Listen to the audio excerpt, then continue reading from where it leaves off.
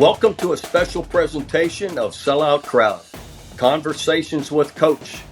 I'm Bob Stoops. I'm taking time to talk with my friends and colleagues in the sports world to get caught up and share some stories.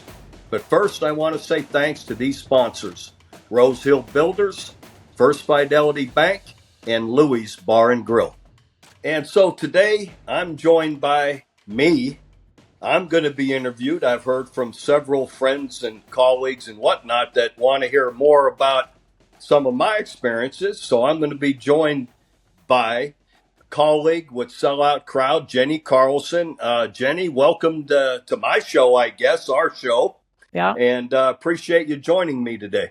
Yeah, absolutely. Yeah, you're right. This is a chance with the timing of the NFL draft last week for us to talk a little bit about your past experiences around the NFL draft, obviously at OU all those years. But can we start with the guy in your house that got a contract signed over the weekend? I mean, it looked like Saturday night you've got a game with the Renegades, and about that time is when Drake signs his deal. How did the day go for you guys? Yeah, that was he was here at home with his mother and some friends.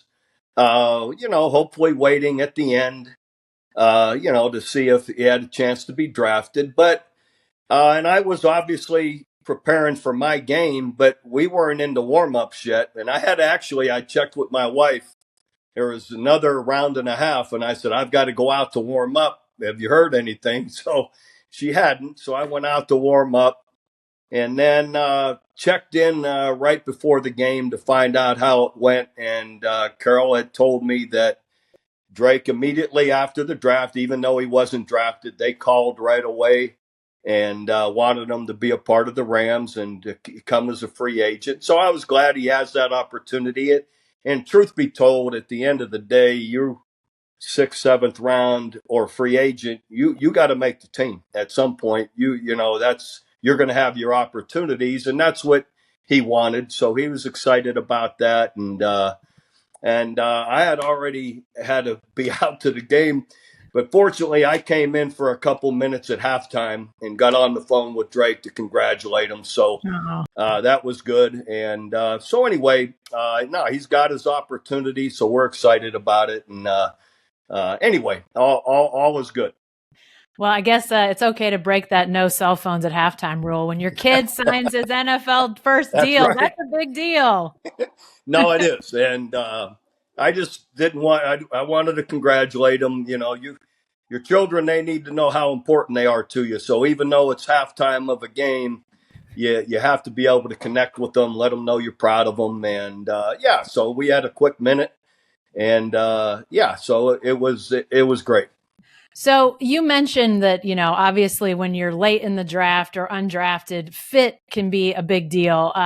Gerald McCoy, a guy who obviously knows quite a bit about playing in the NFL, he posted something on Twitter the other day about Drake with the Rams. And Gerald basically said that this guy is going to fit in perfectly with Sean McVay's system. I mean, what is it about that offense and Drake's skill set? I see it, but what do you think just about the fit that's there with the Rams? Yeah, they're very innovative, creative, everything that they do.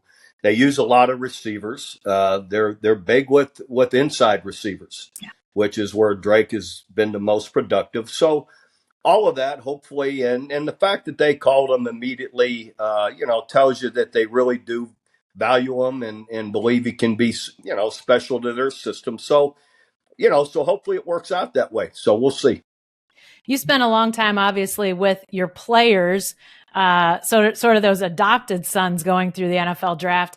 How did you find the weekend of the draft with your biological son involved, similar and different from all those years you were hoping for your players to get their names called as well? Well, the same.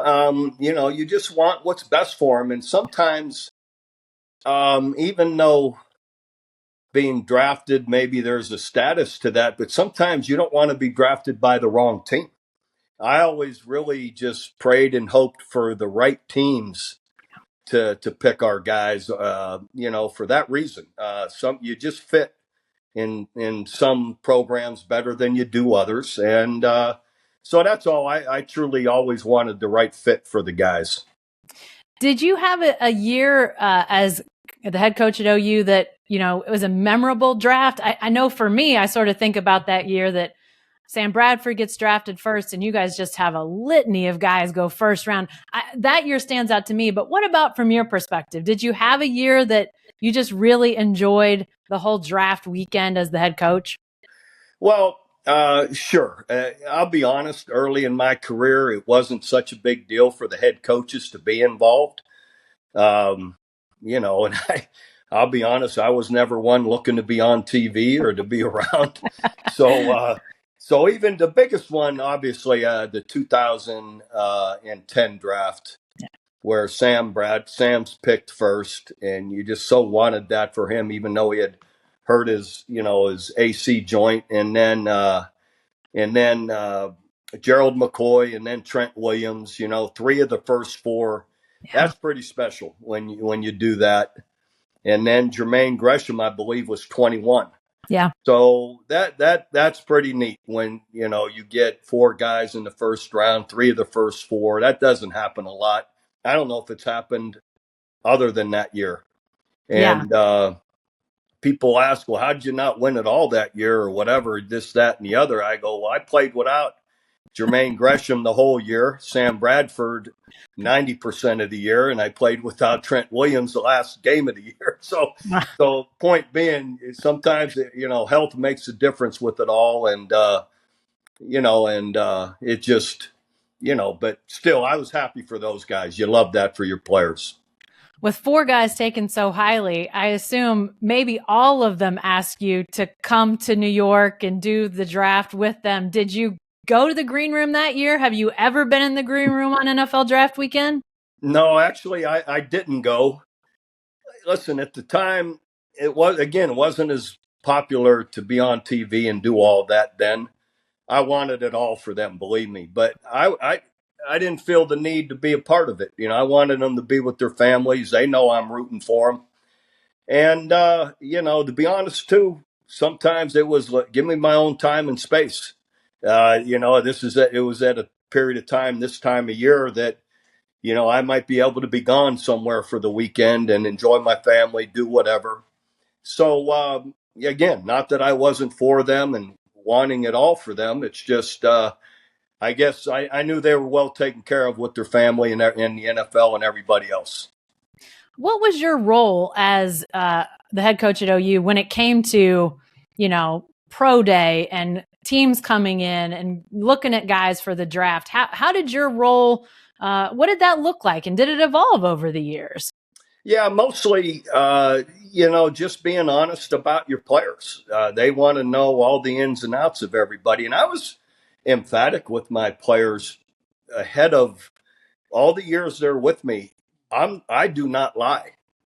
If you are, if you are lazy, if you are not dependable, because if I lie to Bill Belichick or Pete Carroll or whatever once, they're not going to believe me the next time when the next three guys are everything they want. Yeah.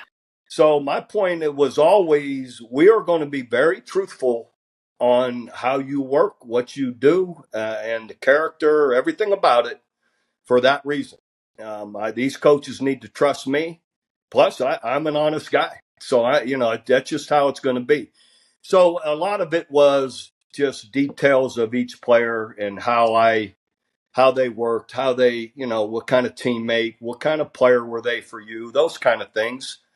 And inevitably, another fun story is, so not only my players, Bill Belichick would call me inevitably, I bet 5-6 times the day before the draft, and not only ask me in detail about my players or players he knows, maybe one or two of my players he knows he's not considering. He wants to know everything about them. So maybe someone else takes the guy and he's going to play him sometime. But also anyone we played against, he's interested in. He wanted to know every detail about anyone I knew anything about. So that was neat, his attention to detail. They just want your inside information of competing against some guys or guys you work with every day on their competitiveness, toughness, how they work, on and on. So no wonder they won all those Super Bowls. Yeah. No, I would see a number and it would be Foxboro. I go, I know who that is. It's a day. I don't answer numbers I don't know, but it said Foxboro, and it's the day before the draft. And I go, I know who that is, and I'll answer it. And it's somebody calling for Bill Belichick. So that was always fun to visit with them. Did anything surprise you along the way as you went through year after year with your guys getting ready for the draft, whether, on pro days or just anything in the preparation that, always sort of made you smile or shake your head just at the process that went on? Well, it's a in-depth process, and it's anything but an exact science. Just like recruiting, there's no exact science to it. And I think drafting's the same thing. So, no, it's just I always took value in. I always emphatically did not want my players to play at a discount. If you're like, I have a great story. The same year, Jammal Brown and Mark Clayton. Yeah, they're projected second or third round, which is good money, and it's all fine. But you guys are better than that. Like, look, you come back and you can graduate Jammal, Mark. You guys can this, that, and the other. Well, they both come back. And Jammal Brown's the first lineman taken in the draft that year. He wins the Outland Trophy and graduates. Mark Clayton ends up a first-round draft pick to the Baltimore Ravens, and they Jammal made 8 times the money he would have made the year before, and got the awards and got the. Mark Clayton made 4 or 5 times the money he would have made if he had gone out early. That was always my point. And when those things happen, you feel good that I told them the right things. And it's always, I'm not telling you what to do because that's not my job. It's your parents. You do what you want to do, but do it with your eyes wide open and know what if you could come back and do this, is it worth it? And they both would tell you today, absolutely. And you take a gamble. Maybe it doesn't work out that way, but how bad was it having one more year of school? So I was always just, if you go into it with your eyes wide open, don't be fooled by what outside world tells you. Just be honest about it, of what your projection is, and is that going to be good enough? Or are you really good enough to come back and improve yourself, and then the next year jump a couple rounds, and then you've quadrupled your money. Yeah. Changes a lot of things when you go from third to first. Woof. No question. Yeah. Hey, you mentioned a second ago, getting players recruiting, which obviously that's the bread and butter at the college level. What do you think? How do you think you might have approached had you ever moved into an NFL head coaching job? Have you ever thought about how you would have approached the whole draft process, seeing it from the college head coaching position, like what that might have looked like for you? Yeah, I think I would have trusted whatever our general manager and owner being that I didn't have experience in the NFL. That's not my background. So I think I would have really entrusted their judgment and what they felt would be best. I wouldn't be one of those guys. I'm going to come in and run the show. No, not when you haven't had a strong background at that level.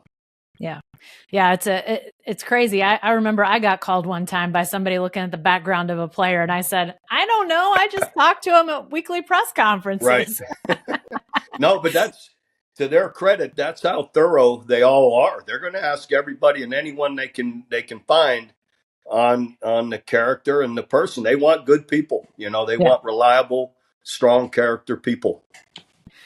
One of my favorite parts of the NFL draft is the reactions of these guys. Lots of them, these gigantic guys that are linemen, and they are breaking down and they're celebrating. And it always makes me smile to see some of those videos. What's it like when it's your guys? I mean, like over the years, it was, on the stage with Roger Goodell. It was in their living rooms. Like, what was that like to watch those guys? Yeah, one of the first I think that I had was being at Baker's house. When he was picked first, and we're all sitting around and his phone rings. It's pretty neat. And he answers it and has a big smile on his face. And even though you anticipate it, or maybe it's been said that this is what they're going to do, until it happens, you don't know that that's how it's going to work. Crazy things happen. And so it's really pretty neat to see the family and friends all around him. And he's being picked first and then, announces it to the crowd and everybody celebrates and cheers. So it's neat. And, yeah, I was able to be at Kyler's as well, which was also really cool. Love his parents as well as Kyler, so it was fun. Those are, I wasn't at a bunch of them, So again, that wasn't much on my schedule. And not again, I want everything for my guys, but again, I did my part, and I'm not looking to be on TV or whatever, and let them enjoy it with their families and friends. Yeah, seeing those Grammys and Grampies and aunts and uncles and brothers, and I mean, it's just the whole family thing. It gets me every single time. Oh, it's fantastic, and that's these guys. It can be life changing in such a positive way.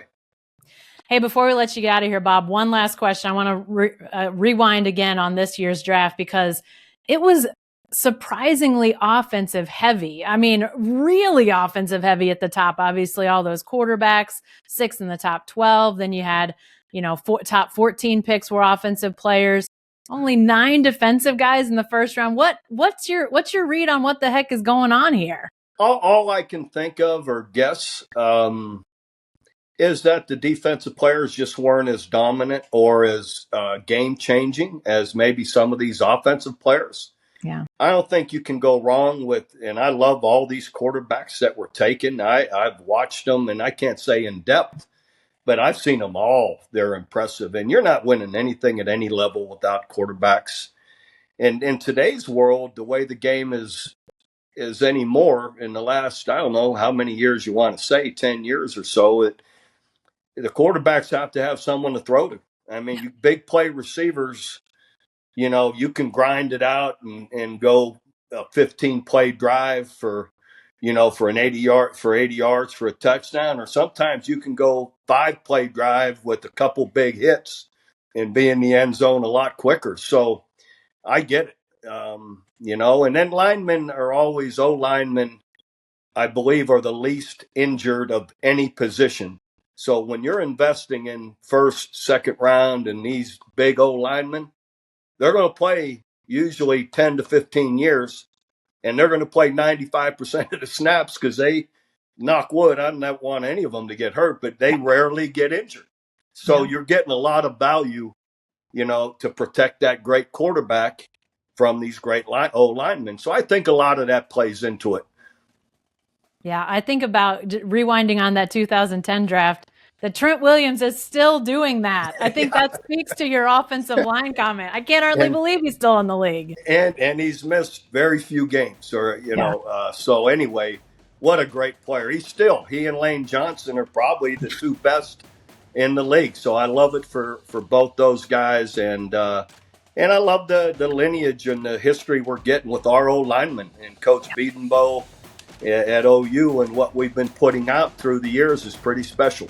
All right, Jenni, thank you for joining me here today on Sellout Crowd. You're kind to do this, and that's a wrap for this version of Conversations with Coach.